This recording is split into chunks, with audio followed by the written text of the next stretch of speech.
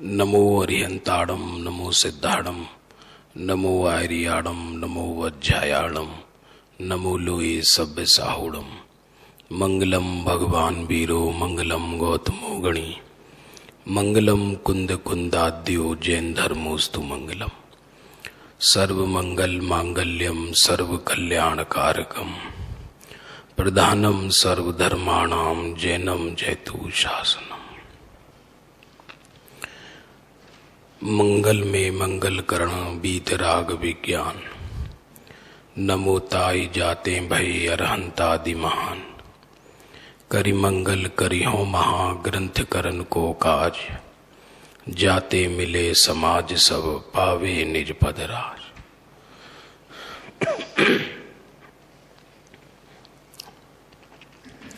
रहस्यपूर्ण चिट्ठी और इसमें कल हमने देखा कि टोडरमल जी साहब ने एक चिट्ठी लिखकर भेजी, ऐतिहासिक आध्यात्मिक, जिसके अंदर आत्मार्थियों की शंका का समाधान। विषय तो बहुत है,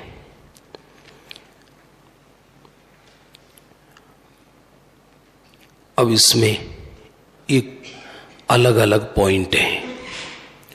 अभी जो हम ले रहे हैं पूरा नहीं ले रहे, पूरी चिट्ठी तो करीब 60 पीरियड में पूरी होती है, वो भी फास्ट गति से लो तो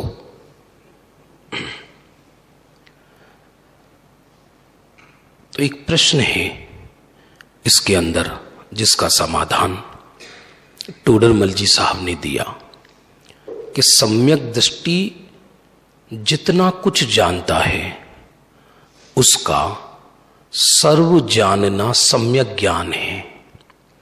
सम्यक दृष्टि गलत भी जाने तो उसका ज्ञान सम्यक ज्ञान है, और मिथ्या दृष्टि सत्य भी जाने तो उसका जानना मिथ्या ज्ञान है।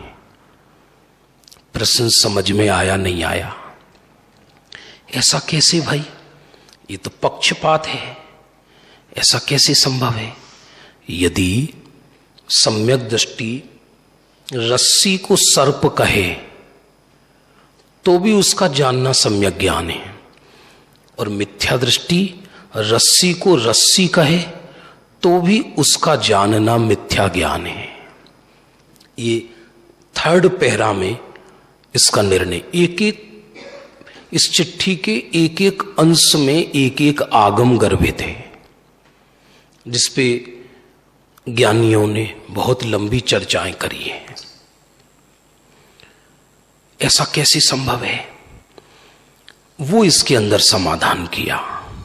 देखो इसी में से पढ़ते हैं, सम्यक दृष्टि जे काई जाने ते सर्व जानवू सम्यक ज्ञान रूप छे। कुछ भी जाने उसका सर्व जानना सम्यक ज्ञान है।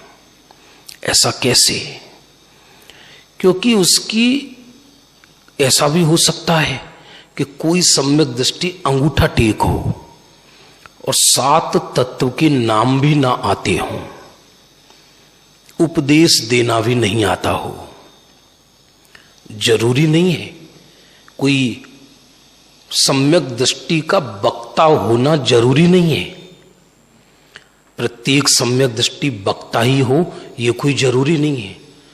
वक्तृत्व तो लोक की चतुराई है और यह अनुभूति का नाश करने वाली है।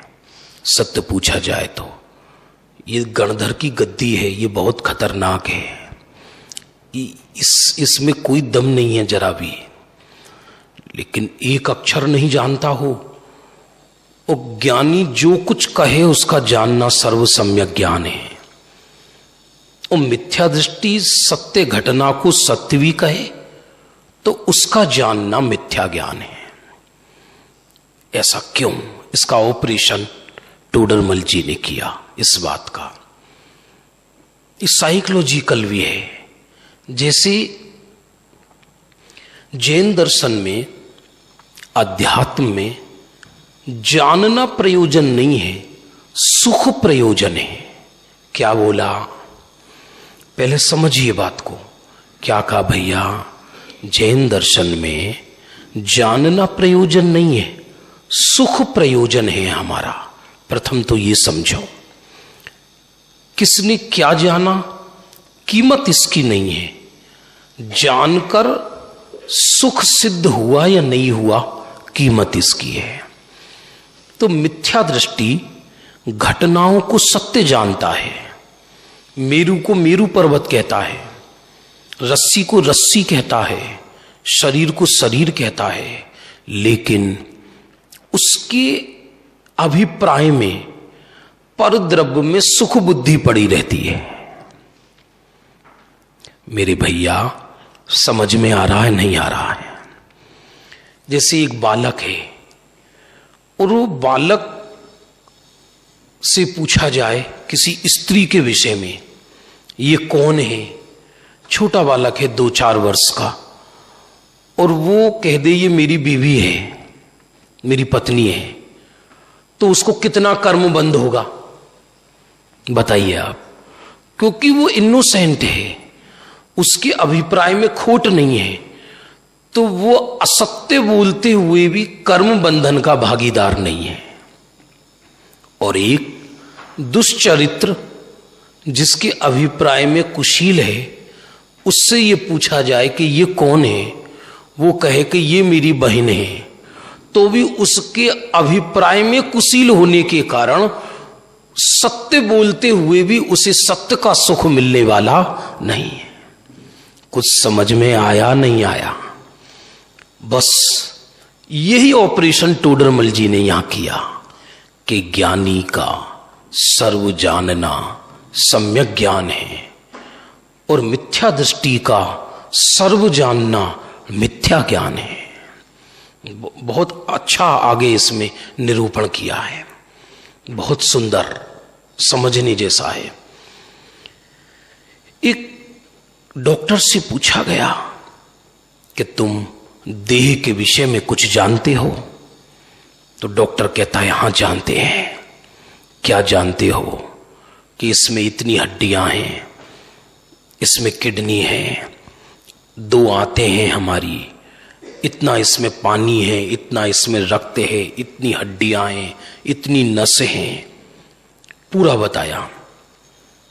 अब एक ज्ञानी से पूछा गया कि तुम शरीर के विषय में कुछ जानते हो?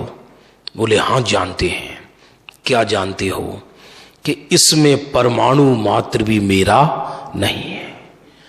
जानकारी किसकी अधिक थी? जानकारी, नॉलेज किसकी अधिक थी? उस डॉक्टर की, उस मिथ्या दृष्टि की। इसलिए जैन दर्शन में कीमत अधिक जानकारी की नहीं, कीमत प्रयोजन की है कि प्रयोजन सत्य उसमें से निकला या नहीं निकला। और प्रयोजन है सुख, प्रयोजन जानना नहीं, प्रयोजन है सुख। तो टोडरमल जी ने इस अंश का ऑपरेशन किया है इस चिट्ठी के अंदर। क्या? कि सम्यक दृष्टि जो जानता है उसका सर्व जानना सम्यक ज्ञान है, और मिथ्या दृष्टि जो कहीं जाने वो सब जानना मिथ्या ज्ञान छे। भैया समझ में आ रहा है? कितना क्लियर है एकदम। देखिए, ये सम्यक दृष्टि जो कदाचित घटपटादि पदार्थों ने अयथार्थपण जाने, तो ते आवरण जनित औदैहिक अज्ञान भाव छे। क्या कह रहे हैं? कदाचित सम्यक दृष्टि घटपट आदि पदार्थों को, बाहर के पदार्थों को गलत भी जान ले तो इसको औदैहिक अज्ञान कहा है। आप कितना समझ रहे हैं? एक होता है मिथ्या ज्ञान और एक होता है औदैहिक अज्ञान। तो औदैहिक अज्ञान तो 12वें गुण स्थान तक होता है और मिथ्या ज्ञान केवल 3रे गुण स्थान तक होता है। तो केवल ज्ञान की दृष्टि से तो 12वें गुण स्थान तक के जीव को अज्ञानी कहा जाता है, और अनुभूति की दृष्टि से केवल मिथ्या दृष्टि जीव को अज्ञानी कहा जाता है। तो ऐसा हो सकता है, मे बी पॉसिबल, कि कोई ज्ञानी जीव हो और उसको जगत के विषय में ज्यादा ज्ञान नहीं है। नहीं है तो नहीं है, तो उसको औदैहिक अज्ञान कहा। औदैहिक अज्ञान का कोई बहुत भारी दोष नहीं होता, उसकी कोई बहुत भारी दोष नहीं होता। इसलिए वो सम्यक दृष्टि कदाचित घटपट आदि पदार्थ कहकर क्या कहना चाहते हैं कि जगत के लौकिक पदार्थों को हो सकता है वो कदाचित गलत जान ले, उससे कोई फर्क नहीं पड़ता, नहीं है ज्ञान। ये तो मैंने बालक का उदाहरण दिया, एक बड़े का भी उदाहरण दे सकते हैं।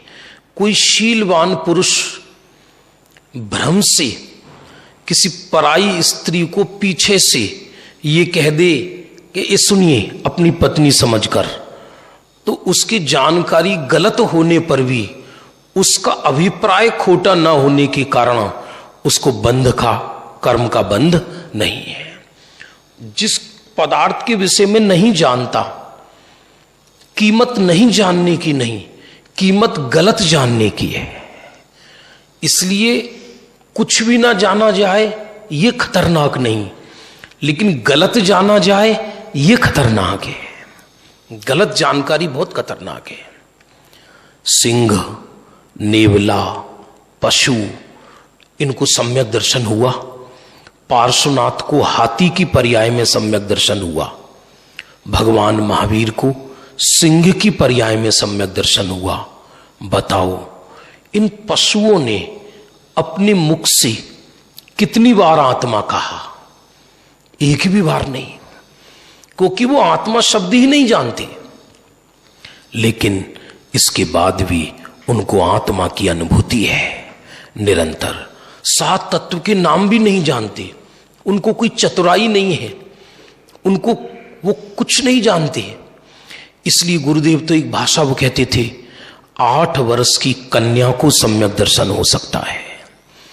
10 बच्चों की मां जो सुबह से शाम तक बर्तन मांजकर अपना पेट भरती है, वो भी आत्मज्ञानी हो सकती है। ऐसा तक लिखा रतनकर्ण श्रावकाचार्य में, तो एक चंडाल भी आत्मदृष्टि करके सम्यक ज्ञानी हो सकता है, और वो चंडाल भी देवों के द्वारा पूजनीय हो जाता है। ऐसा इसलिए आवरण जनित औदैहिक अज्ञान 6, ये तो 12वें गुण स्थान तक रहता है। अने क्षयोपम रूप प्रगट ज्ञान 6, किसके? ज्ञानी के। ते तो सर्व सम्यक ज्ञान 6, उसको जितना प्रगट ज्ञान है वो सम्यक ज्ञान है, और जितना उसको ज्ञान नहीं है उसको औदैहिक अज्ञान कहा। मेरे भैया समझ में आ रहा है नहीं आ रहा है?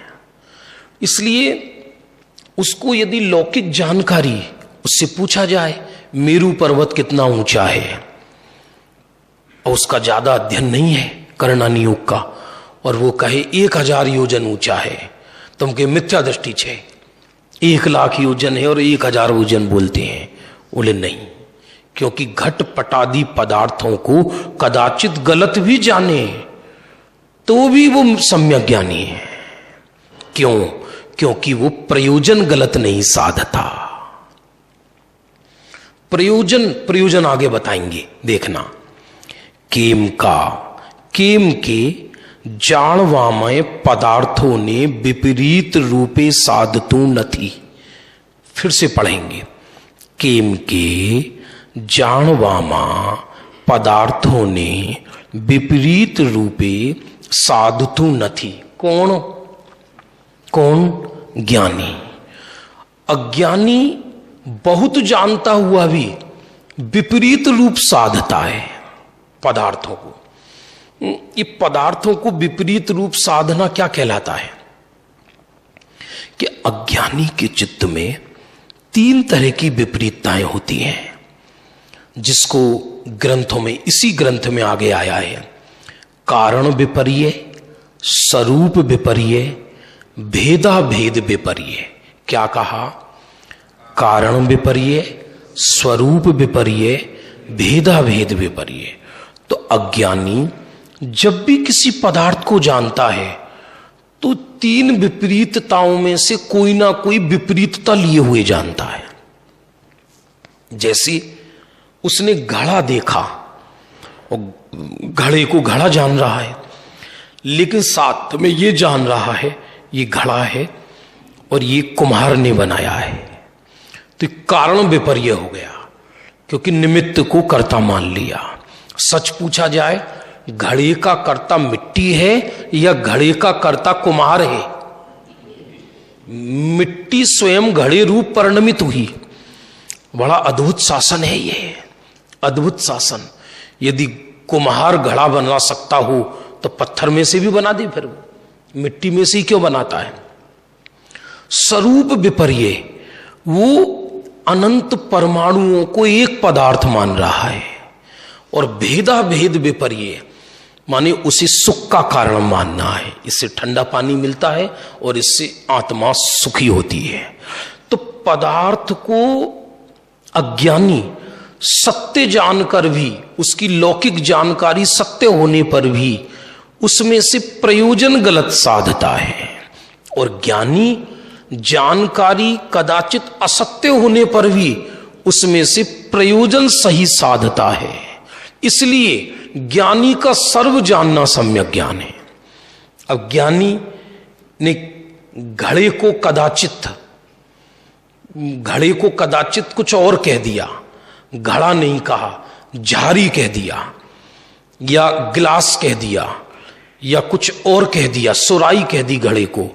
जानकारी गलत है, लेकिन वो ये जानता है कि ये मिट्टी अनंत परमाणुओं से बनी एक वस्तु है, मुझसे भिन्न है और मेरे सुख दुख का कारण नहीं है।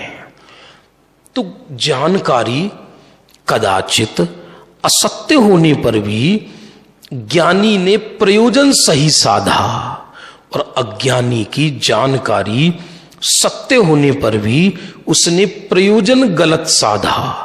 इसलिए ज्ञानी का सर्व जानना सम्यक ज्ञान है और मिथ्या दृष्टि का सर्व जानना मिथ्या ज्ञान है।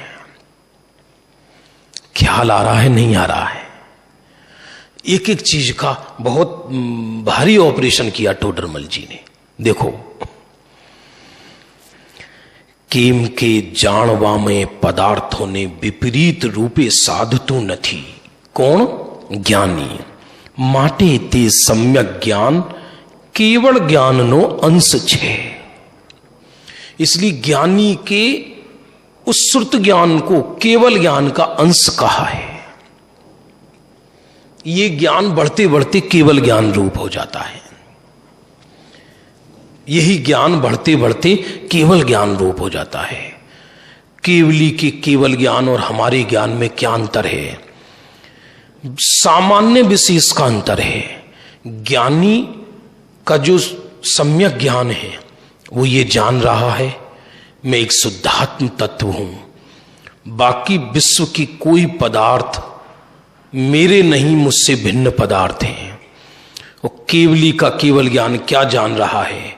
मैं एक शुद्धात्म पदार्थ हूं और विश्व के जो सारे पदार्थ हैं उनको विशेष जान रहा है। केवल इतना ही तो अंतर है। प्रयोजन में तो ज्ञानी का प्रयोजन और केवली का प्रयोजन एक है।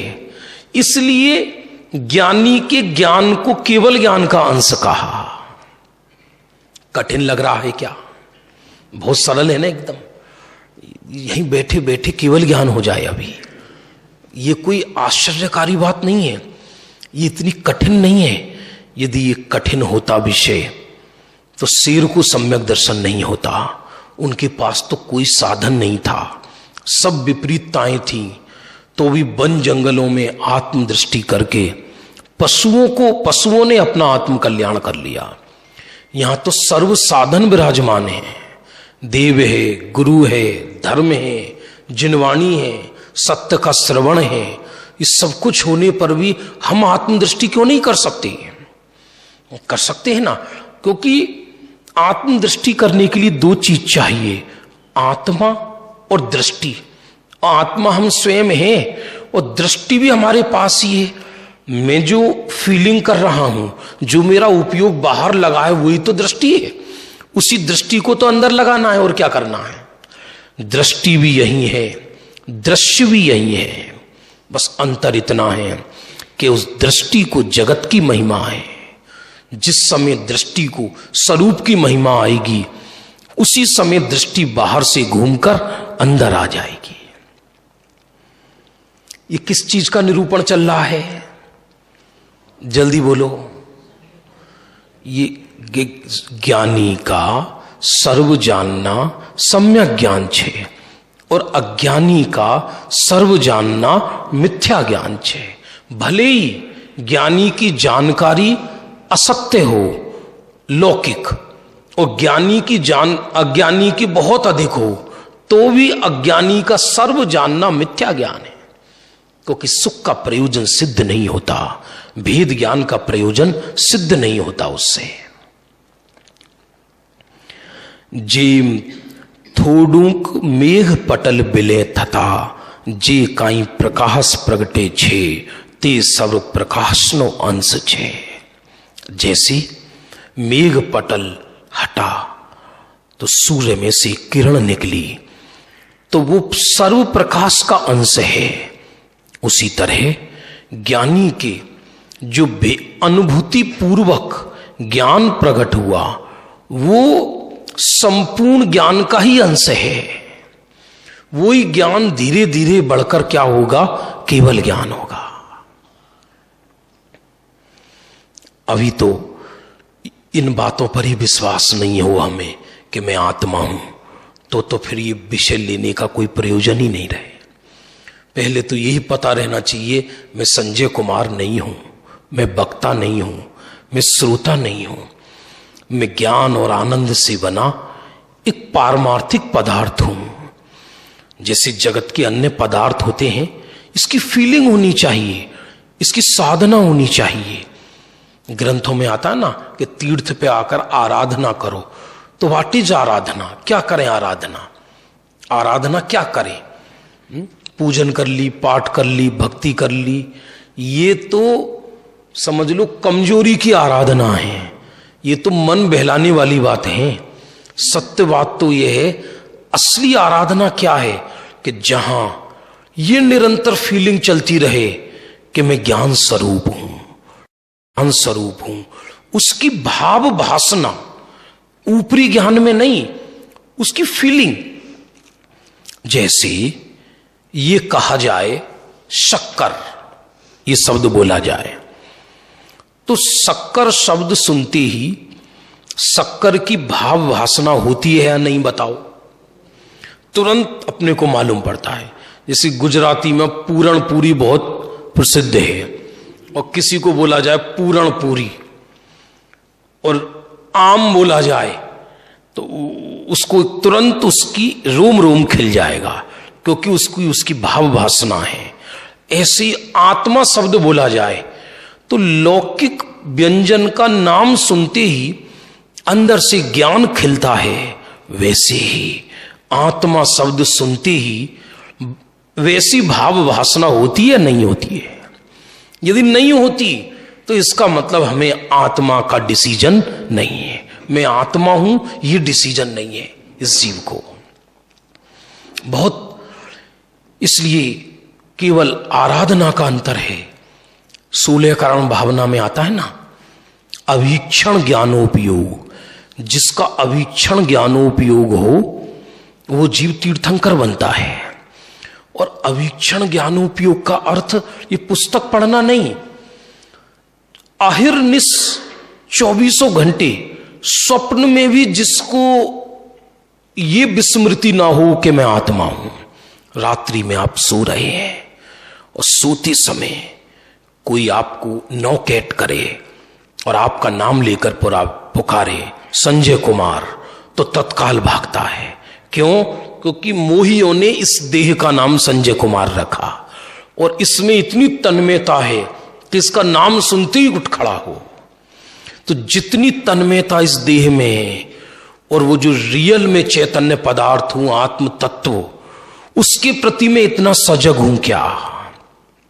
तो अवीक्षण ज्ञानोपयोग का अर्थ है सुख में, दुख में, हानि में, लाभ में, जीवन में, मरण में, यश में, अपयश में, बाहर की कोई परिस्थिति हो, 24 घंटे मैं ज्ञान और सुख स्वरूप चैतन्य वस्तु हूं, इसकी फीलिंग चलनी चाहिए। इसका नाम है आत्मा की आराधना। इसकी नाम आत्मा की आराधना। यही आराधना सीखने हम पूजन करते हैं, क्योंकि देव को देखकर, उनके बीतरागी चेहरे को देखकर अंतर्मुख होना सीखते हैं। यही हम गुरु के चरणों में गुरु की अंतर्मुखता देखकर स्वयं अंतर्मुख होना सीखते हैं। यही जिनवाणी से पढ़कर हम स्वयं अंतर्मुख होना सीखते हैं। कला एक ही है। किस चीज का ऑपरेशन चल रहा है? किस चीज का? कि ज्ञानी का सर्व जानना सम्यक ज्ञान है और अज्ञानी का सर्व जानना मिथ्या ज्ञान है। देखो, जे ज्ञान मति श्रुत रूप थई प्रवर्ते छे, तेज ज्ञान बदतू बदतू केवल ज्ञान रूप थाए छे। हो सकता है किसी को प्रश्न, वर्तमान में तो केवल ज्ञान है नहीं, तो यदि किसी को वर्तमान में सम्यक ज्ञान हो गया तो उसको केवल ज्ञान कैसे होगा? ज्ञानी को कोई केवल ज्ञान की इच्छा थोड़ी है, उसे केवल ज्ञान की तृष्णा नहीं है। अरे सत्य तो यह है, केवल ज्ञान के भिखारी को केवल ज्ञान नहीं मिलता, बल्कि गायक के पुजारी को केवल ज्ञान मिलता है। क्यों? क्योंकि दृष्टि गायक पर रहती है तो केवल ज्ञान प्रकट होता है। केवल ज्ञान के दो अर्थ हैं, एक क्षायिक ज्ञान और एक ज्ञान मात्र। तो जब ज्ञान मात्र पर दृष्टि जाती है तब क्षायिक ज्ञान प्रकट होता है, जिसे अपन केवल ज्ञान कहते हैं। भैया समझ में आ रहा है? क्या नाम बताता है? मिहिर भाई। समझ में आता है? स्वाध्याय करते हो घर पर थोड़ा बहुत? गुरुदेव कहते थे 2-4 कलाक तो स्वाध्याय जोइए ही जोइए। 2-4 कलाक स्वाध्याय करना ही चाहिए। व्यापारी होता है ना, तो शादी में भी जाए तो वहां भी व्यापार करके आता है, और किसी के अर्थी में भी जाए तो वहां भी व्यापार करके आता है, ऐसा करके। उसी तरह ज्ञानी चतुर 24 घंटे ये सोच निकाल दो आप कि हम तो बिजी हैं। वास्तव में हम व्यस्त नहीं, हम त्रस्त हैं। व्यस्त तो सिद्ध भगवान हैं, व्यस्त तो मुनि भगवंत हैं। हम व्यस्त कहां हैं? हम तो त्रस्त हैं। व्यस्त तो मुनि राज हैं अपने स्वरूप के अंदर। हमारी व्यस्तता कहां है? हम तो दुखी हैं। ये व्यस्तता थोड़ी कहते हैं इसको। इसलिए बाहर की व्यवस्थाएं तो सब चलती रहेंगी, उदयाधीन है, वो हमारे अधीन नहीं है। अरे क्षायिक सम्यक दृष्टि जैसी राजकुलों में जन्म लेकर, तीर्थंकर जैसी पद पाकर वो अपनी इच्छाएं पूरी नहीं कर सके। प्रथम तीर्थंकर जैसे जीव को 6 महीने आहार के लिए घूमना पड़ा। कितने महीने? 6 महीने आहार के लिए घूमना पड़ा। प्रथम तीर्थंकर जो कि धरती के सम्राट, उनको भी। तो बाहर की व्यवस्थाएं तो उदयाधीन है, हमारे अधीन नहीं है। हमारे अधीन आत्मानुभूति है। मैं पुरुषार्थ करके आत्मानुभूति कर सकता हूं, पर मैं पुरुषार्थ करके धन नहीं कमा सकता। मैं पुरुषार्थ करके देह को स्वस्थ नहीं कर सकता। मैं पुरुषार्थ करके विश्व की व्यवस्था नहीं बदल सकता, क्योंकि मेरा पुरुषार्थ पर में नहीं चलता, मेरा पुरुषार्थ मेरे अंदर चलता है। क्योंकि मैं एक ज्ञानात्मक एक चैतन्य पदार्थ हूं, तो चैतन्य का पुरुषार्थ चैतन्य रूप होता है और जड़ का पुरुषार्थ जड़ रूप होता है। तो चेतन जड़ में कैसे पुरुषार्थ करेगा? जड़ चेतन को कैसे हेल्प करेगा? लेकिन पूरा दिमाग उधर ही जाता है।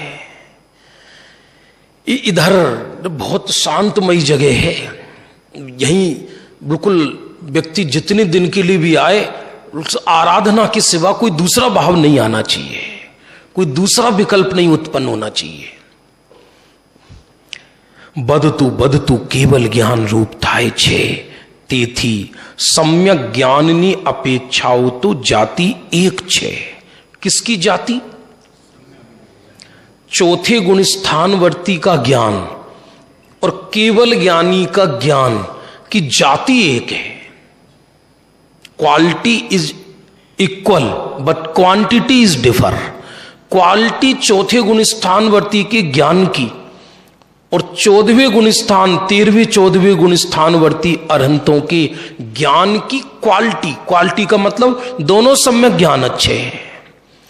एक अधिक जानता है, एक कम जानता है, उससे कोई फर्क नहीं पड़ता। चक्रवर्ती का पुत्र भी चक्रवर्ती कहलाता है, भले ही उसको तलवार चलानी भी ना आती हो।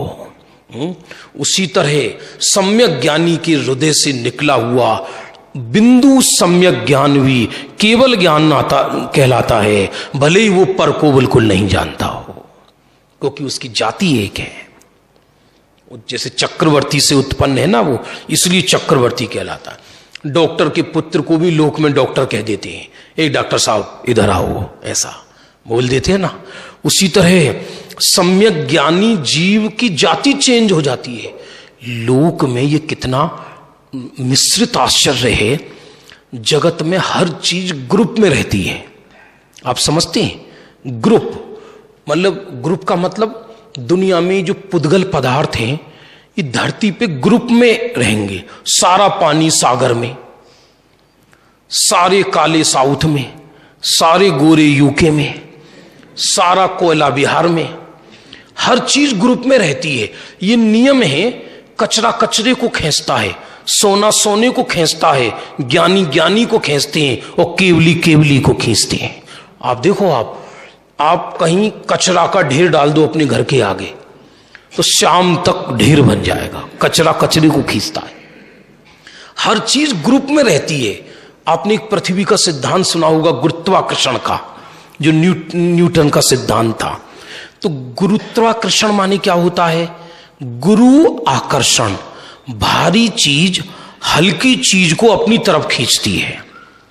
ये नियम है, भारी चीज हल्की चीज को अपनी तरफ खींचती है। आपके घर में नोट की गड्डी रखी है तो आप अन्य नोट भी वहीं रखोगे ले जाकर, 50 जगह नहीं रखोगे, एक जगह रखोगे, ऐसा। क्योंकि एक जाति की चीज एक जाति को अपनी तरफ खींचती है। सारे नार के नीचे, एक नार के ऊपर होता तो बताते रहते पाप का फल ये है, तो लोगों को पता पड़ता रहता। सारे नार के नीचे, सारे देव ऊपर, सारे मनुष्य मध्य लोक में, तो हर चीज ग्रुप में है। तो जैसे ही सम्यक ज्ञानी को आत्मा का अनुभव हुआ तो उसकी जाति संसारी की न रहकर उसकी जाति मुक्ति के दूतों से मिलने लगती है। तो धीरे धीरे मुक्त जीव उसे अपनी तरफ खींचते हैं, क्योंकि दुनिया की हर चीज ग्रुप में रहती है। तो सिद्धों के ग्रुप में जाकर शामिल हो जाता है। आप कोशिश करो, एक बार सम्यक दर्शन हो गया ना, स्वामी समंत भद्र ने कहा है रतन कंड श्रावकाचार में, फिर वो संसार में रहना भी चाहे तो नहीं रह सकता। उसे सिद्धों के साथ शामिल होना ही पड़ेगा। ऐसा गजब है ये, बहुत अद्भुत मार्ग है ये। विश्व अंधकार में है, कहीं नहीं है ये सत्य थोड़ी।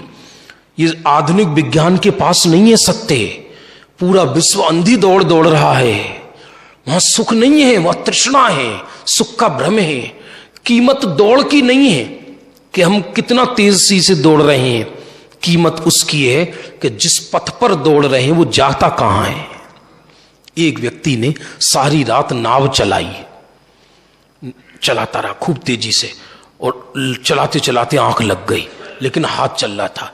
और सुबह आंख खोल के देखा तो वहीं का वहीं, नाव की रस्सी नहीं खोली। तो कहीं ऐसा तो नहीं कि हम श्रम तो बहुत कर रहे हों। लोक में श्रम की कीमत नहीं है, बुद्धि की कीमत है।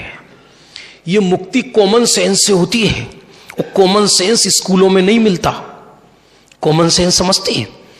हमारे बाबूजी बोलते थे, युगल जी बाबूजी, जिन्होंने मेरे को गुरुदेव का परिचय कराया, जिन्होंने अपन केवल रवि किरणों की पूजन जिनको करते हैं, तो ऐसा बोलते थे मेरे को, संजय जिसको मूंगफली छीलकर खानी आती है वो केवल ज्ञान कर सकता है, क्योंकि उसको पता है कि छिलका अलग है और दाना अलग है।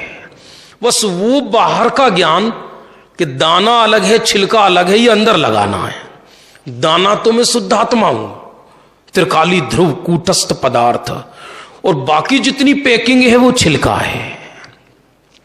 ऐसा ज्ञान होना ये सम्यक ज्ञान है, और ये बढ़ता बढ़ता क्या हो जाता है, केवल ज्ञान हो जाता है। इसलिए सम्यक ज्ञानी की जाति और केवल ज्ञानी की जाति एक जैसी है, इसमें कोई अंतर नहीं है। जे ज्ञान मति श्रुत रूप थई प्रवर्ते छे,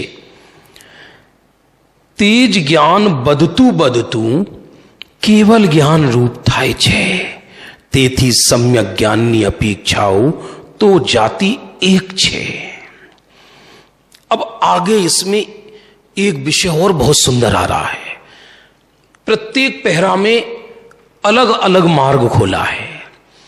अब जो आगे एक विषय आ रहा है वो ये आ रहा है कि वो सम्यक ज्ञानी के दो तरह के परिणाम होते हैं, एक सविकल्प और एक निर्विकल्प। क्या कहा? सविकल्प और निर्विकल्प। सविकल्प माने क्या और निर्विकल्प माने क्या? निर्विकल्प कहो, शुद्धोपयोग कहो, ध्यान कहो, तीनों पर्यायवाची है। फरी थी बहुत सूक्ष्म विषय है भाई ये। निर्विकल्प कहो, शुद्धोपयोग कहो, ध्यान कहो, एकज बात है। ये निर्विकल्प का अर्थ है कि वो सम्यक ज्ञानी जब अपने ज्ञान को स्वरूप में लगाता है और उसे जब शुद्धोपयोग खड़ा होता है, वो कहलाता है निर्विकल्प अवस्था। वो क्या कहलाती है? वही ज्ञानी जब ध्यान में से बाहर आ जाए तब उसको शुभ और अशुभ भाव होते हैं।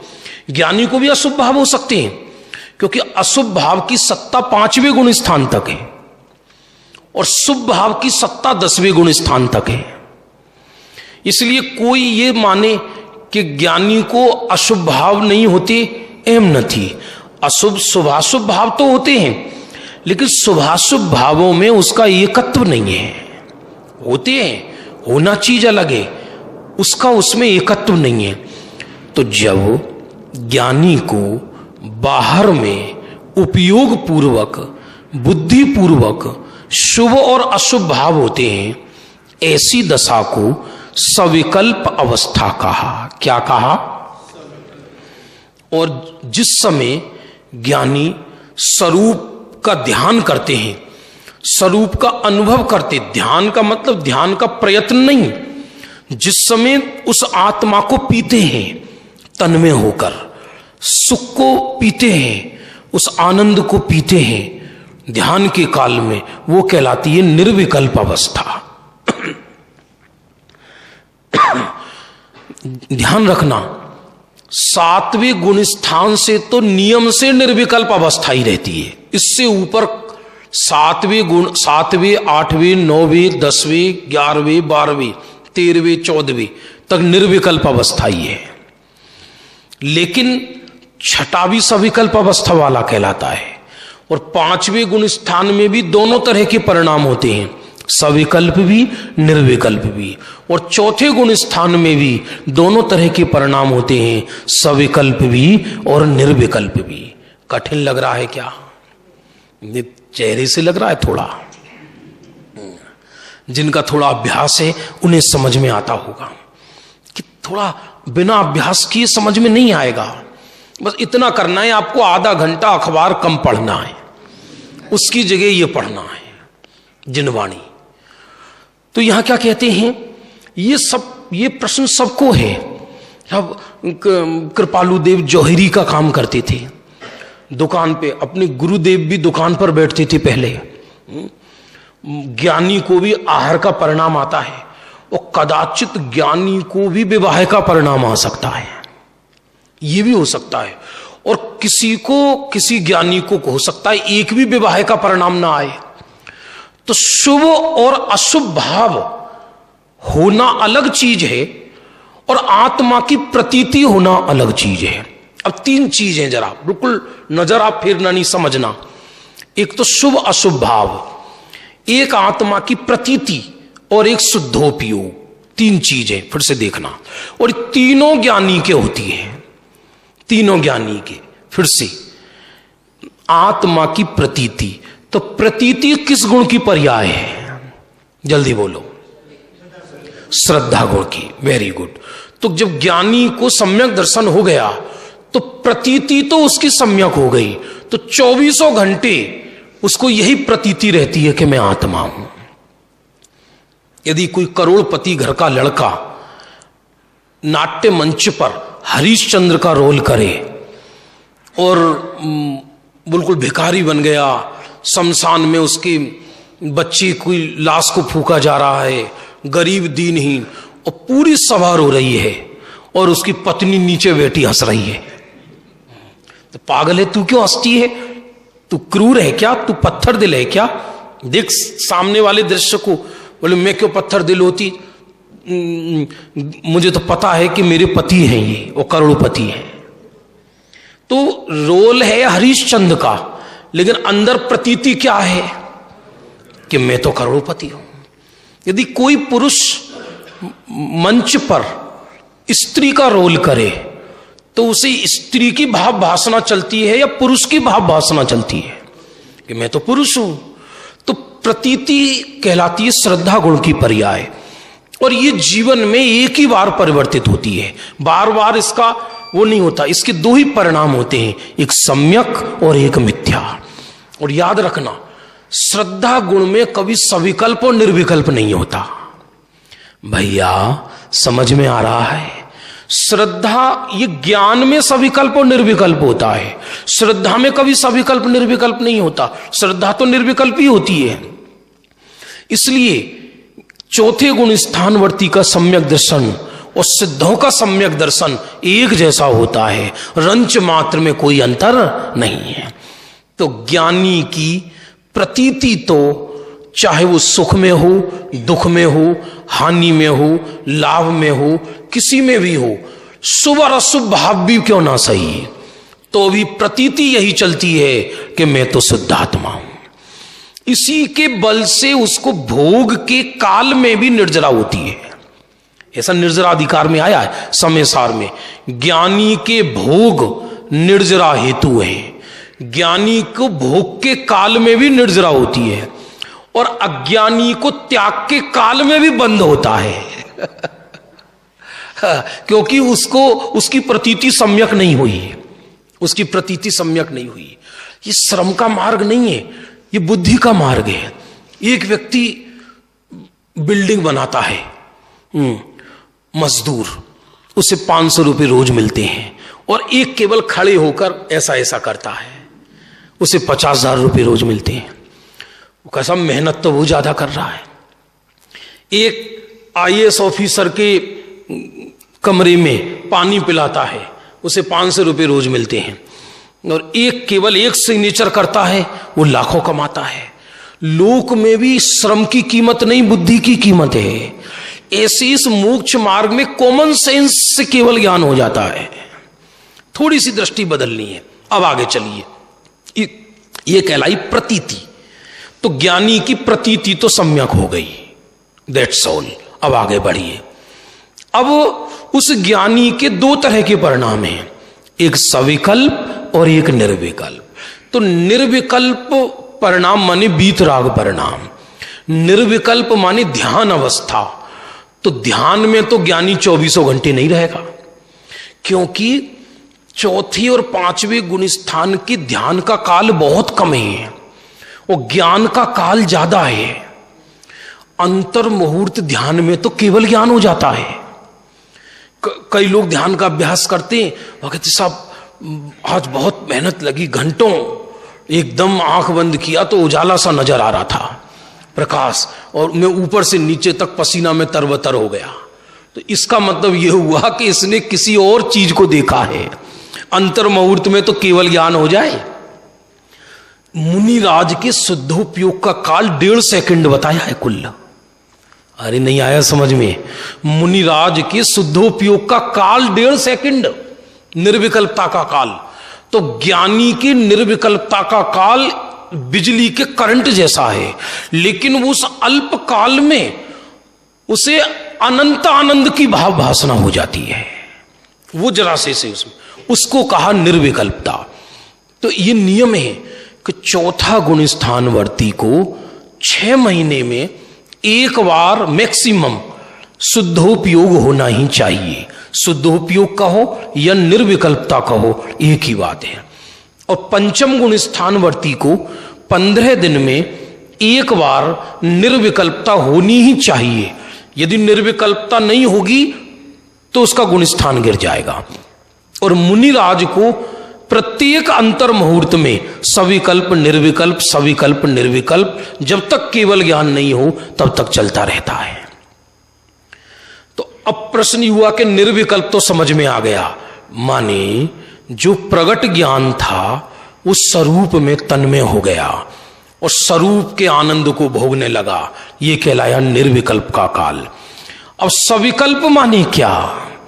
कि सविकल्प माने शुभ अशुभ भाव और उनकी होने वाली बाहर में क्रियाएं, माने सम्यक प्रतीति के साथ शुभ और अशुभ भाव रह सकता है और रहता है।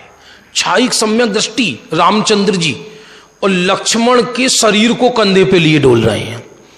छायिक सम्यक दृष्टि राम पत्तों से पूछ रहे मेरी सीता कहां है, पहाड़ों से पूछ रहे मेरी सीता कहां है। ऐसा भी परिणाम आ सकता है सविकल्पता के काल में। आदिनाथ ग्रस्त अवस्था में थे, 3 ज्ञान साथ में लाई। धरती के पहले तीर्थंकर थे। मरुदेवी और नाभि राय आपस में चर्चा कर रहे थे कि 20 लाख पूर्व निकल गए आदिनाथ की, 84 लाख पूर्व की आयु थी। एक पूर्व में 76,56,000 करोड़ वर्ष होते हैं। एक पूर्व में ऐसी 84 लाख पूर्व की आयु थी। तो उन्होंने कहा अब ये तो तीर्थंकर हैं, अब विवाह की कौन बोले इनसे। ये तो फिर मां आदिनाथ को कहती हैं आज हमें आपसे एक बात करना है राजकुंवर। बोले मां बोलो। बोले नहीं, गंभीर बात है। अब सब शयन कक्ष में रात्रि में आओगे उस समय ये ऐसे खड़े होकर बात नहीं है, आपने कह दिया बोलो। ठीक है मां। अब रात्रि में ऋषभदेव के कक्ष में मां पिता आए और गंभीरता से बोले बेटा तुम बुरा मत मानना। बोले नहीं मां बोलो ना, क्या दिक्कत है। हमें पता है आप तीर्थंकर हो, आप भव को तारने वाले हैं, आपके चित्त में वैराग्य लबालब भरा है, फिर भी हमारा तो कर्तव्य है ही कि हम आपसे पूछें बेटा हमारी इच्छा ये है कि तुम विवाह करा लोगे क्या। आदिनाथ बोले मैंने मना कब किया है, मैंने मना कब किया ये तो बताओ आप। वो तो दोनों आश्चर्य में पड़ गए कि ये तीर्थंकर ऐसा बोल रहे हैं, क्योंकि ज्ञानी का जीवन आर्टिफिशियल नहीं होता, सहज होता है। तो सविकल्प परिणाम, ज्ञानी का जो सविकल्प परिणाम होता है वो भी सहज है, क्योंकि उस गुण स्थान में इस जाति का परिणाम आ सकता है। क्योंकि शुभ अशुभ भाव ये चारित्र गुण की पर्याय है, प्रतीति ये श्रद्धा गुण की पर्याय है, और निर्विकल्पता ये ज्ञान गुण की पर्याय है। और ये तीनों चीज साथ चलती है। ख्याल में आ रहा है नहीं आ रहा? तो जितने अंश में बीतरागता होती है ज्ञानी की, उतने अंश में उसको निर्जरा होती है, और जितने अंश में राग है उतने अंश में बंध भी होता है, लेकिन वो बंध अनंत संसार का कारण नहीं होता। कठिन लग रहा है, बिल्कुल सरल है ना। तो यहां टोडरमल जी ने क्या प्रश्न खड़ा किया है? यहां प्रश्न ये खड़ा किया है कि साहिब हमको ये समझ में नहीं आती, ये ज्ञानियों की लीला ये हमारे समझ में नहीं आती कि निर्विकल्प शुभाशुभ भाव के साथ सम्यक्त्व का अस्तित्व कैसे रह सकता है। आज सबको यही प्रश्न है, भैया इन मुमुक्षुओं का धर्म बहुत अच्छा, लड्डू खाओ मोक्ष जाओ। भैया बहुत अच्छा भैया इनका तो, भैया हूं गायक छू और माल खा जाए और कह दे हूं गायक छू। सबको प्रश्न है, मुंह से नहीं बोलती, अंदर ही अंदर लोगों को प्रश्न होता है, कुछ करना ना धरना, और बस हूं वेद विज्ञानी छू, बस हो गया मेरे को तो केवल ज्ञान। अरे थोड़ा बहुत मेहनत करें, थोड़ा पहाड़ पे बैठ के तप करें, और थोड़ा केस लोच करें, और थोड़ा 2-4 शेर फाड़ के खा जाएं तो अकल ठिकाने आ जाए और पता पड़ जाए कि केवल ज्ञान कैसे होता है। बहुत प्रश्न है, आपके यहां तो कम है। मान लो हमारे हिंदी प्रांत में तो चारों तरफ बंदूक लिए खड़े हैं लोग,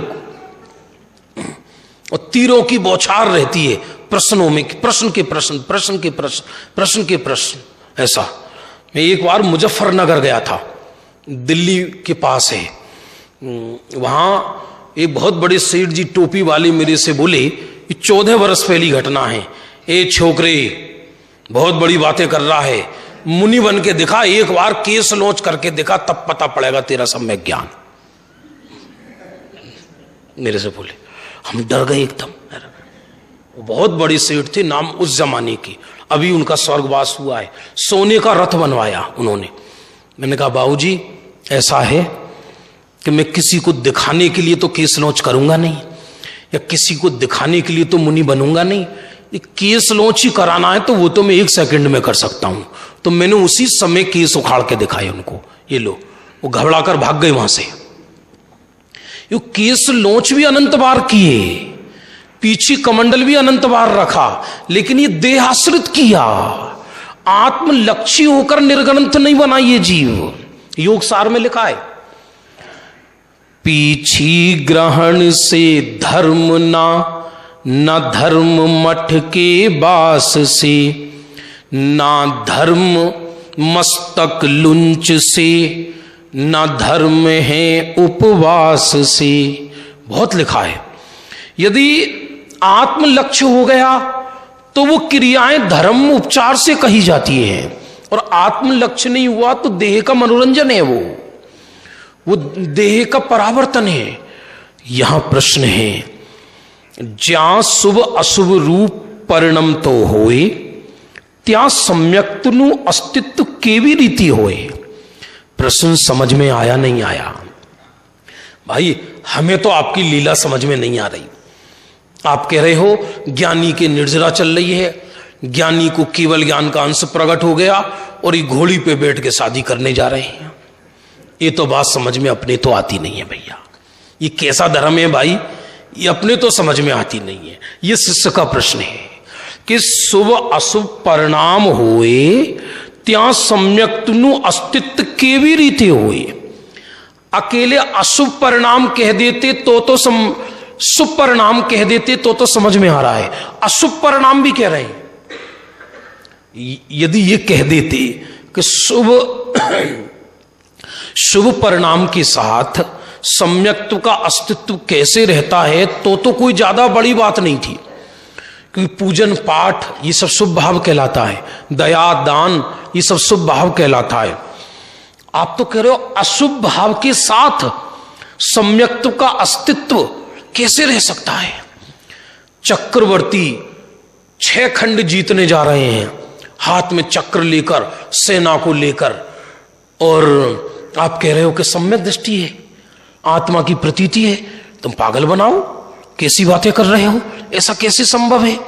आत्मज्ञानी है और अशुभ भाव भी हो रहे हैं उसको, खाने का भाव भी हो रहा है उसको, भोग का भाव भी हो रहा है उसको, विवाह का परिणाम भी हो रहा है उसको, लड़ने का परिणाम भी हो रहा है उसको। ये कैसे संभव है? प्रश्न समझ में आया नहीं आया? बोलो। देखो, यदि एकदम सम्यक्त्व होते ही शुभाशुभ भाव मिटने लगे, यदि जिनेश्वर के मत में यह सिद्धांत हो कि सम्यक्त्व होते ही शुभ अशुभ भाव सर्वथा मिट जाएं, तो फिर तो 2 ही गुण स्थान रहेंगे, पहला और चौथा, फिर सिद्ध दशा। तो फिर वरना 5वां 6वां 7वां ये गुण स्थान ही सिद्ध नहीं होंगे। और यदि चौथा गुण स्थान होते ही शुभ अशुभ भाव बिल्कुल मिटने लगे तो फिर तो नरक में भी केवल ज्ञान होना पड़ेगा, क्योंकि त्रियंच को और नारकी को भी चौथा गुण स्थान प्रकट हो जाता है। इसलिए ऐसा तक लिखा कर्णन योग में तो कि किसी की श्रद्धा आज निर्मल हो जाए, आज अभी इसी समय, और हो सकता है उसके चारित्र के विकास में असंख्यात काल लगे। कितना? उसका भी एग्जाम्पल है हमारे पास वर्तमान योग का। आप जानते हैं सिंह की पर्याय में जब भगवान महावीर के जीव को सम्यक दर्शन हुआ था और पहली बार निर्विकल्प अनुभव हुआ था आत्मा का, उस समय कौन से तीर्थंकर का काल चल रहा था? ये तो सबको मालूम है ना। भगवान महावीर के जीव को सम्यक दर्शन किसकी पर्याय में हुआ? सिंह की। उस समय इस भरत क्षेत्र में कौन से तीर्थंकर का काल चल रहा था? नो, वासु पूज्य, माने कौन से नंबर के हुए? 12वें। तो 12वें तीर्थंकर के काल में सम्यक्त हुआ और जाकर 24वें तीर्थंकर बने। अब उन 12 तीर्थंकर का काल जोड़ो आप, तो हमारी दृष्टि से तो असंख्यात वर्षों कहलाएगा, तब जाकर विकास हुआ। तो श्रद्धा का विकास तत्काल होता है और चारित्र का विकास धीरे धीरे होता है। तो श्रद्धा के विकास और चारित्र के विकास में उत्कृष्ट अंतर असंख्यात वर्षों का हो सकता है। अरे ख्याल में आ रहा है? नहीं आ रहा? बोलो। कृपालु देव के विषय में जैसा आता है कि भगवान महावीर के समवसरण से आए थे, अपने गुरुदेव के विषय में आता है विधेय क्षेत्र से आए थे। पारसनाथ की पर्यायें देखें पूर्व की, तो ये लंबा प्रवाह है, लंबा प्रवाह है। ये इतनी कोई हाथ पे सरसों टेकने जैसा नहीं है। तो आप कहोगे तो ये तो इससे तो प्रमादी हो जाएगा जीव। ऐसा नहीं है। किसी को चारित्र का विकास यदि होना हो तो किसी का ऐसा भी हो सकता है कि पहली बार मनुष्य बना हो और 8 वर्ष में केवल ज्ञान ले ले, ऐसा भी हो सकता है। सबकी सामर्थ्य अलग अलग है। तो टोडरमल जी का प्रश्न समझ में आया? नहीं आया? ज्यां शुभ अशुभ रूप परिणम तो होए त्यां सम्यक्त्व नु अस्तित्व केवी रीते होए। सम्यक्त्व का अस्तित्व किस रीति से होगा? टोडरमल जी हुए ज्ञानी पुरुष थे और मुनीमगिरी का काम करते थे, मुनीमगिरी का काम करते थे। दौलत राम जी जो 6 डाला लिखी जिन्होंने, वो छपाई खाने का काम करते थे, छपाई का। जो सांची तो गंगा ये बीतराग वाणी जो गाते हैं अपन, भागचंद ज्ञानी कवि हुए हैं, किराने की दुकान करते थे। तो शुभाशुभ भाव एक साथ नहीं मिटता, एक साथ नहीं मिटता। और शुभाशुभ भाव भी रह सकता है और सम्यक दर्शन भी रह सकता है। ऐसा समझकर कोई ये सोचे कि फिर तो शुभ अशुभ भाव अच्छे हैं, तो बात गलत है। वो रहते हैं लेकिन उनको हे मानता है, उसे उसका खेद बरतता है और धीरे धीरे वो नाश को प्राप्त हो जाते हैं। इसका बहुत बढ़िया ऑपरेशन किया है, गजब का, कोई कर ना सके ऐसा गजब का ऑपरेशन है टोडरमल जी का। देखो 2-4 मिनट हैं। जेम कोई गुमास्तो सेठ ना कार्य मां प्रवर्ते छे। गुमास्ता समझते हैं? मुनीम, अकाउंटेंट, और सेठ के यहां अकाउंटेंट है, तो वो ऐसी भाषा बोलेगा, मुझे 1 ट्रक चाहिए। वो बार बार ये नहीं कहेगा कि मेरे सेठ जी को 1 ट्रक चाहिए, मुझे माल चाहिए। सामने वाला चाहिए, कितना चाहिए? मतलब 1 ट्रक चाहिए ऐसा। और यदि वो ये भाषा बोले हमारे सेठ जी को 1 ट्रक चाहिए, तो सामने बोलेगा छछोरा आदमी है, फिर सेठ जी को भेजना, तू क्यों बक रहा है? तो जो असली मुनीम होगा वो ऐसी भाषा बोलेगा कि ऐसा लगे सामने वाले को कि सेठ ही बोल रहा है, सेठ की तरफ से। देखो, जेम कोई गुमास्तो सेठ ना कार्य मां प्रवर्ते छे ते कार्य ने पोतानु कार्य पण कहे छे। कहेगा यही। अब इस वर्ष 50 लाख का लॉस हो गया मुझे, जबकि ये तो तनख्वाह पर है, इसका तो 1 पैसा लॉस नहीं हुआ। बोलेगा ऐसा ही, हर्ष विषाद ने पण पामे छे, बाहर में हर्ष और विषाद भी होता है उसको। ए कार्य में प्रवर्तता ते पोतानी अने सेठनी, आपस में जुदाई पण विचार तो नहीं। ऐसे बोलेगा, बहुत माथे पे भी हाथ रखेगा, ऐसा भी करेगा। अंदर अंदर प्रतीति क्या है, अंदर ही अंदर प्रतीति क्या है। एक उदाहरण और दिया है आचार्यों ने, धाय माता का, नर्स का।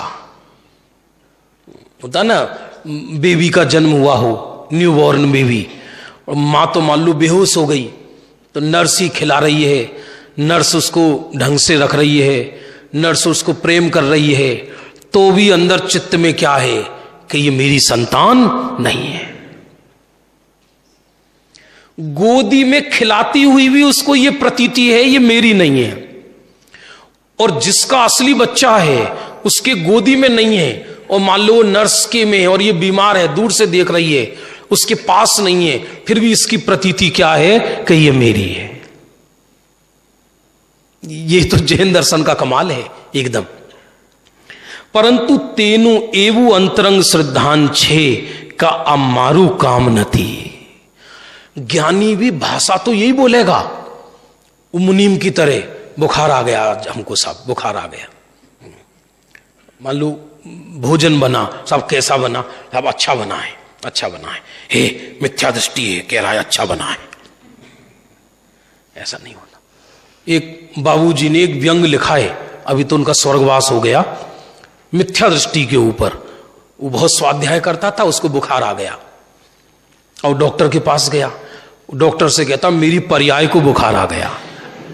और डॉक्टर क्या जाने द्रव्य क्या पर्याय क्या, और वो सोचा ही जैन साहब हैं, पड़ोस में रहते हैं, बड़े लोग हैं, पैसे वाले, तो हो सकता पर्याय इनकी पत्नी का नाम हो। तो उन्होंने अंदाजे में बोला साहब ले आओ, देख लेंगे, क्या बात है जैन साहब, पर्याय को ले आओ आप, हम देख लेंगे। तो ये माथा ठनकाया इसने और उनसे बोला आप इतना भी नहीं समझते, पर्याय और द्रव्य के प्रदेश एक है। डॉक्टर बोला क्या बक रहे हो तुम, ये तो बताओ तुम कह क्या रहे हो, किसको बुखार आया है। बोले मेरी पर्याय को, क्योंकि उसे ये डर लगता है कि यदि मैं ये कह दूंगा कि मुझे बुखार आया है तो सामने वाला मुझे मिथ्या दृष्टि ना समझने लगे। तुम ये बताओ कि तुम हो कौन चीज, और कहां से आई हो, और कहां जाती हो, और क्या पढ़ती हो। जब उन्होंने पूरी बात समझ में आ गई तो उन्होंने कहा कि तुम ऐसा है, हमारे पास बाद में आना, पहले आगरे के पागल खाने जाना। हम सब भाषा परिवर्तन में धर्म समझ रहे हैं। ज्ञानी भी यही बोलेगा मुझे बुखार आ गया, यही बोलेगा मेरा उस दिन जन्म हुआ था, यही बोलेगा बाहर में। वो भाषा परिवर्तन 6ठे गुण स्थान में होता है, 5वें गुण स्थान तक भाषा परिवर्तन का आदेश नहीं है। आप ज्ञान की भाषा बोल के देखो, कलेश खड़ा हो जाएगा। जैसे मान लीजिए प्रवचन सार में ऐसा बोला है, जब दीक्षा लेने जाते हैं मुनि भगवंत, तो वो पुत्र के रूप में अपनी मां को कहते हैं इस देह को उत्पन्न करने वाली मां, अब हमारा राग टूट गया है, तुमने इस देह को उत्पन्न किया, हमको तो उत्पन्न नहीं किया, अब हम अपनी अनादि अनंत मां के पास जा रहे हैं। तो ये मुनि बनने के समय की भाषा है।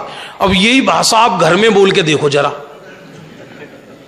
जिस समय आपकी मां आपको भोजन परोसे और मां पूछे भोजन कैसा था, तब वो ये कहे कि हे मां तुमने तो इस भोजन के कर्ता हो नहीं, तो उस समय कैसा आर्टिफिशियल लगेगा। इसलिए भाषा परिवर्तन में धर्म नहीं। भाषा तो ज्ञानी भी लोग की बोलेंगे, यही बोलेंगे हमको बुखार आया, अब हमको भोजन करना है, भाषा यही बोलेंगे। देखो इसमें लिखा क्लियर। हाँ, भाषा परिवर्तन हो सकता है कब, कि जब वो शास्त्र व्याख्यान कर रहा हो, जब सत्य समझा रहा हो, जब वो एकांत में बैठा स्वरूप का अनुभव कर रहा हो, जब उसकी बेभान स्थिति हो, बेधी स्थिति हो, उस समय भाषा हो सकती है। ये किस चीज का ऑपरेशन चल रहा है कि शुभ अशुभ भाव के साथ सम्यक्त्व का अस्तित्व कैसे रहता है। टाइम हो जाता है जल्दी। एवं अंतरंग श्रद्धान छे कि आ मारो काम नथी, ए प्रमाणे कार्य करनार ते गुमास्तो साहूकार छे। अंतरंग में श्रद्धान है कि मारो काम नथी, पण ते सेठ ना धन ने चोरी तेने पोतानु माने तो गुमास्ता चोरज कहवाए। तेने कर्मों दे जनित शुभाशुभ रूप कार्यों ने करता थई तद्रूप परिणमे ज्ञानी भी तो पण तेने एवो प्रकारनु अंतरंग श्रद्धान छे कि आ कार्य मारा नथी। तो गहराई से विचार करना, जब रात्रि में नींद खुल जाए, ग्रंथ को सामने रखकर, ज्ञानी को सामने रखकर, कि ऐसा कैसे संभव है कि ज्ञानी के शुभ अशुभ भाव भी हो रहे हैं और अंतरंग में ये भी श्रद्धान है कि हूं तो आत्मा छूं, ये मारो कार्य नथी। एक एक पहरा में एक एक आगम है। लोगों को प्रश्न होता है ना, सब ये ज्ञान, ये सम्यक दर्शन ऐसी कैसी चीज है भाई, खा भी रहे हैं, पी भी रहे हैं, मजे भी कर रहे हैं और कह रहे हैं सम्यक दर्शन छे, ज्ञानी छे। और सुनो, इस लोक में असंख्यात सम्यक दृष्टि है। कितनी? और असंख्यात के असंख्यात सम्यक दृष्टियों के औदेयिक भाव अलग अलग हो सकते हैं। औदेयिक भाव समझ रहे हैं? बाहर के भाव, बाहर की क्रियाएं। एक सम्यक दृष्टि को 6 खंड जीतने का भाव आता है, एक सम्यक दृष्टि को 96,000 रानियों से शादी करने का भाव आता है, और एक सम्यक दृष्टि गजकुमार को एक भी विवाह करने का भाव नहीं आता। एक सम्यक दृष्टि किसी स्त्री पे मोहित हो गया तो उसे उठा के ले आए। आप मत करना, ये तो किसी का कोई एक आध एग्जाम्पल है ऐसा।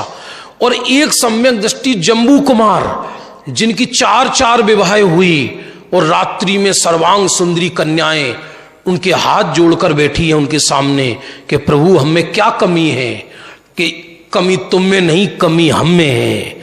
क्या कमी है तुम्हें, क्या तुम हमें माता नजर आ रही हो। ये लिखा जम्बू कुमार का बैराग, पढ़ो आप जम्बू स्वामी को। अब दोनों सम्यक दृष्टि, श्री कृष्ण जी रुक्मणी को उठाकर लाई, वो भी सम्यक दृष्टि, और जम्बू स्वामी भी सम्यक दृष्टि। लेकिन एक को एक भी विवाह करने का भाव नहीं आ रहा, और एक विवाह के लिए इतना आतुर हो रहा है कि ऐसे कर्म कर रहा है।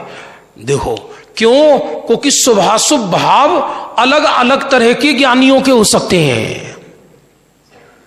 एक सम्यक दृष्टि को तत्काल मुनि धर्म अंगीकार करने का भाव आ जाए, और एक सम्यक दृष्टि को पुत्र से राग ना छूट पाए, पता है ये राग है, ये है, ऐसा ग्रंथों में मालूम पड़े तो ये हमारी जो जितने भी मन में संशय है ना, ये सब समाधान को प्राप्त हो जाएंगे। इसलिए बहुत जल्दी किसी को प्रमाण पत्र मत दिया करो, भैया ये सम्यक दृष्टि छे, ये मिथ्या दृष्टि छे। क्योंकि याद रखना, चौथे गुण स्थानवर्ती असंख्यात हैं तो असंख्यात के बाहर के भाव अलग अलग हो सकते हैं। हमारे पास ऐसा ना केवल ज्ञान है, ना हमारे पास अवधि ज्ञान है। हम कैसे कह सकते हैं और कैसे बता सकते हैं? देखो लिखा, तो पण तेना एवो प्रकारनु अंतरंग श्रद्धान छे, आ कार्य मारा नथी। जो देहाश्रित व्रत संयम ने पण पोताना माने यदि, तो ते मिथ्या दृष्टि छाए थाए, आवी रीते सविकल्प परिणाम होए छे। इस तरह सम्यक दृष्टियों के सविकल्प परिणाम होते हैं। सविकल्प माने शुभ अशुभ भाव। अब जो कल इसका एक बहुत महत्वपूर्ण सब्जेक्ट है, वो ज्ञानी सविकल्प परिणामों में रहकर निर्विकल्प कैसे होता है, जो इस रहस्यपूर्ण चिट्ठी का जबरदस्त उद्घाटन है कि शुभ अशुभ भाव में रहते हुए भी निर्विकल्प आत्मा की अनुभूति किस विधि से करता है, और कभी कभी अंतर मुहूर्त के लिए भी निर्विकल्प रह जाता है, तो उसको केवल ज्ञान कैसे होता है, वो विधि इस अगले पैरा में आएगी, जिसकी चर्चा अपन कल करेंगे।